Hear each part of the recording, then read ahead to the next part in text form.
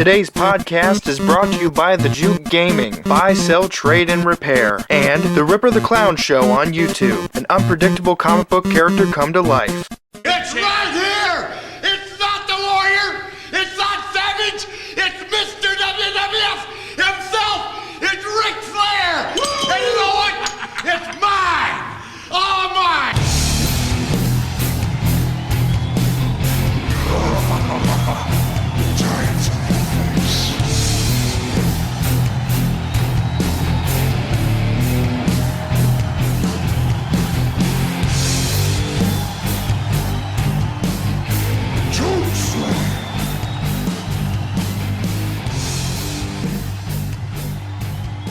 I haven't had my daily dump today, so I'm really not good on the ideas. So I was just thinking maybe talk about like some of our favorite wrestling video games. Yes, there are a lot of them from the original Pro Wrestling on NES with Starman. Was that the first wrestling game? I believe it was, that I know of, unless there was one on Atari or something that I'm not aware of. That's cool because, like, as bad as that game is, they did have features in it that you still aren't in games. Like, they showed the camera guy. Yeah.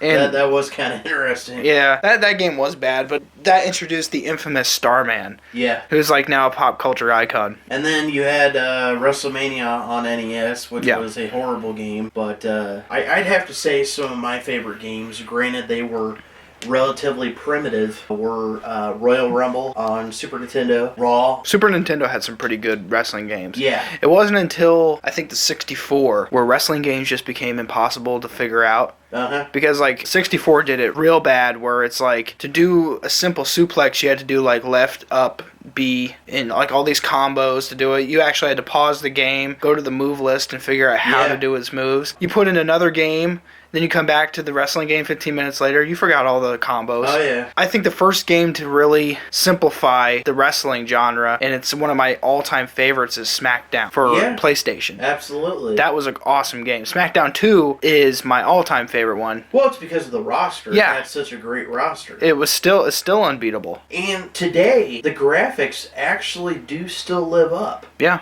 And that's amazing, considering the technological era that we live in. Here's one person they'll never get right. Road Dogg. Yeah. They can never get him right. He always looks like an idiot. He either looks like a bloated person or a skinny twig. Yeah. And they've never been able to do it. They can never get his dreads right. Another guy, which you would think would be easy to do, but for years, I honestly think that the first person they worked on, and you talked about this, was Triple H. Yeah, it always seemed like when they work on a game, ever since I think SmackDown Shut Your Mouth, it always seemed like Triple H was the most realistic. Like, yeah, he was the most detailed. Like, they start in the programming room on Triple H. Yeah. Another game which was kind of missed, but I enjoy it, Super Brawl on Super Nintendo. I never played that one. I have it. I picked it up relatively cheap. It's okay. It's not bad. WCW had, like, one good game. Well, maybe a couple. Yeah. I like World Tour, and Mayhem was awesome. Yeah, the other games like Nitro and Thunder, too fast-paced. The frame rate is absolutely horrible. Yeah. Very, very bad. Here's a game that a lot of people will definitely remember, and I myself have never played it, No Mercy. No Mercy has like a cult following. Yeah, it does. Where it's considered to be one of the best wrestling games. It's another one where on Nintendo 64. People put it over for its roster too. Yeah, I have seen the roster, and I can validate that the roster is really good. Wrestling games, they're all interesting because they're all made by, they have ECW games, which the ECW ones are fucking bad. Oh, gosh. Then WCW and WWF, which is kind of cool because they've all kind of flipped game developers over the years. Yep. Because ECW is made by Acclaim. THQ was with WCW for a long time, and then they just pretty much said, screw you, I'm going with the WWF. And they switched, and they unfortunately just went out of business this year. But all the THQ WCW games were horrible. The one thing that frustrates me about a lot of the games is you look at the cover and you look at the back, the actual gameplay, and then you get it home. You go to your video rental place and you're like, oh yeah, Monday Night Nitro's in, sweet. And then you take it home, pop it in your PlayStation. What the crap? Yeah, and some of those NES games were like $60. Yeah. Mario was $80. Yeah. So when were a kid and you saved up every single dime you could from your lawn mowing business over the summer to buy one game like pro wrestling, and to bring it home, that's the biggest disappointment ever. Pimpin' ain't easy, man. Pimpin' ain't easy, man. Pimpin' ain't easy, man. Take a look at me, everything I own's iced out. Pimp, baby, you can see my wrist with the lights out. This is how I do it, mad bitches in clothes. Godfather. Wow, the stinger. Timmy, I'm from the Dream Come True Fantasy Foundation. You ready to wrestle? You bet. Mom, Dad, it's really him. Hold on. Now I'm ready.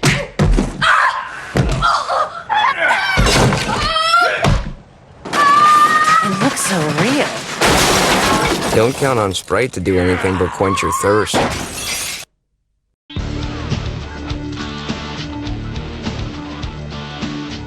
Hello, wrestling fans. This is Joey Styles. Welcome to ECW Hardcore Revolution. Acclaimed is proud to present the first ever Extreme Championship Wrestling video game. Acclaim's ECW Hardcore Revolution for Sony PlayStation, Nintendo 64, Sega Dreamcast, and Game Boy Color. This is extreme.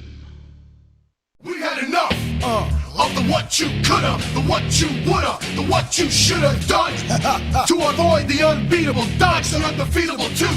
We had enough of the what you coulda, the what you woulda, the what you shoulda done. They also had tag team wrestling, which was like a generic game. There's a lot of obscure ones. Yeah. One system that had a lot of games, and I think they were trying to make one a year. GameCube. Yep. They made WrestleMania 18, 19, and 21. And then they also had one called Day of Reckoning 1 and 2. They also had one called Crush Hour, where it was basically wrestlers in the style of Twisted Metal. Oh, yeah, that was the go-kart one. Yep. It was kind of like Mario Kart. I think what they were trying to do was, because they weren't on any other system, they were trying to be exclusive. Because at the time, they had SmackDown games on PlayStation. They also had it for the Xbox. Speaking of Xbox, they had the Raw series. Yep, Raw 1 and 2. Raw 1 and 2. Which both of those games I own, and they're not bad. They're not bad, and they're very innovative with the way you can create arenas. Yes. Because you can, for Raw 2, when you create an arena, you can control all the way down to how the lights and the ceiling work. Every single light in the building. What I thought was cool on SmackDown 2007 was the GM mode. Yeah, that was really innovative. I don't believe they ever did that again after that game. No, I don't think so. Now, granted, after SmackDown 2006 is when it became repetitive. It's still repetitive. It is. The only reason why, and we've both talked about this, the only reason why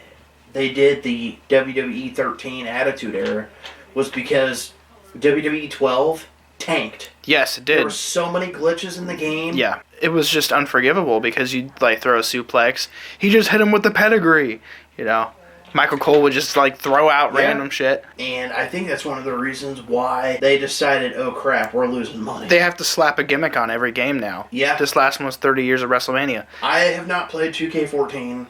I probably will get it eventually. I've seen some playthroughs of it. It looks really interesting. Yeah. Because they do the whole 30 years, and when you play WrestleMania 1, they make the screen grainy, like you were watching it on pay-per-view back then. That's cool. Yeah. Let's talk about some really shitty games. Okay. Legends of WrestleMania. Yeah, those were like... I never understood why Rob Van Dam and Sabu were in it. Yeah. I didn't really get that. Yeah, there was two of them. It's called Legends of Wrestling. Yeah. They had all kinds of legends in it, but it was very... I don't even know how to explain it. It was very boring. I hate games where they look amazing. They look really fun, but they're just unplayable. I hate now that we live in a fantastic age of gaming where it's like you pop in a video game and the cutscenes look like you're watching a movie. But wrestling games are still stuck in like the SmackDown era where it's like we have Assassin's Creed and Watch Dogs now. Yeah. But WWE games still look like a game. Well, for them, like I was playing Grand Theft Auto 5 and... oh my gosh, I mean, I can't brag about that game any more than I have. The water looks real, the cars look real, the frickin' pavement. The crack on the pavement, yeah. I mean, this game, they worked on it for so many years, and that's what you need to do. Yep. In order for a game to look realistic, to be I mean, I guess maybe game developers just have forgot that they were gamers at one time too. I'm sorry, but I shouldn't have to play a game and look at it and go, okay, why is this Madden game over here, Madden 214, look like I'm watching a game on ESPN? You know what bothers me though, and I don't know if it's because they don't have the rights from these different arenas, but I'm a big fan of baseball. And I buy MLB The Show.